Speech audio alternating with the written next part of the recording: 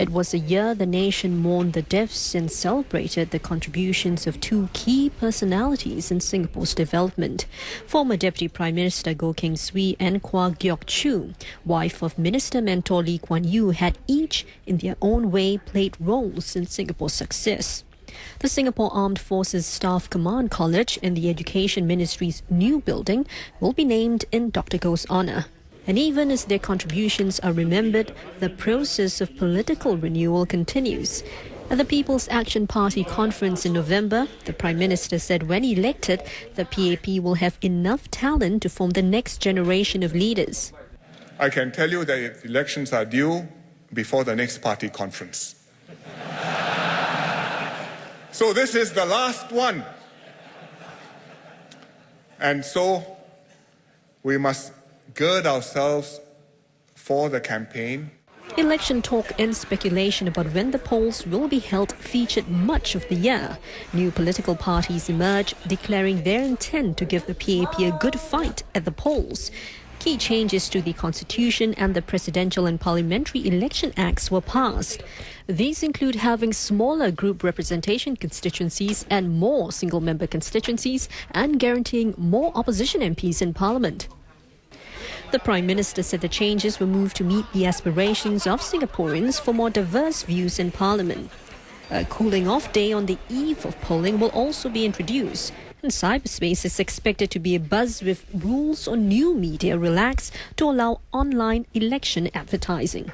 The new media channel will somewhat be an alternative. I mean, where voters may look to for, I suppose, either gossip or try to verify certain events or facts. So I think that's where people do some cross-referencing against what you see on the traditional media channels. On the foreign front, analysts say 2010 marked a high point in Singapore-Malaysia relations with the resolution of a 20-year outstanding issue. A decision was made to move the Malaysian railway station in Tanjong Pagar to Woodlands train checkpoint near the border by 1st July 2011. Some analysts attribute the breakthrough to the new Malaysian Prime Minister, Najib Razak. Primarily because he had a vision. He believed that he shouldn't be like previous prime ministers, that he could make the difference. And that has to do also with his heritage. He was the son of a prime minister, Prime Minister Razak Hussain. So, and he sees in him the inheritor of a future. And he sees in Prime Minister Lee Hsien Loong the inheritor of a future as well.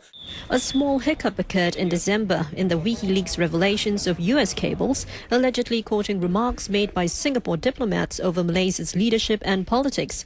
Still, discussions by senior officials on details of the points of agreements continued on a positive note and are likely to be wrapped up by end 2010. We move on and we maintain, we don't want to lose what we've already achieved because of some comments that were made 2, 3, 4 years ago. For now, though, these stallholders at the Tanjong Pagar railway station say they have till May before they have to leave. Those Channel News Asia spoke with say authorities have not yet offered them an alternative lease in Woodlands.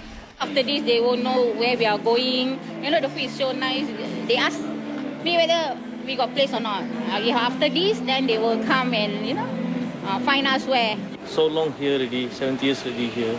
If you come inside, you feel like in Malaysia.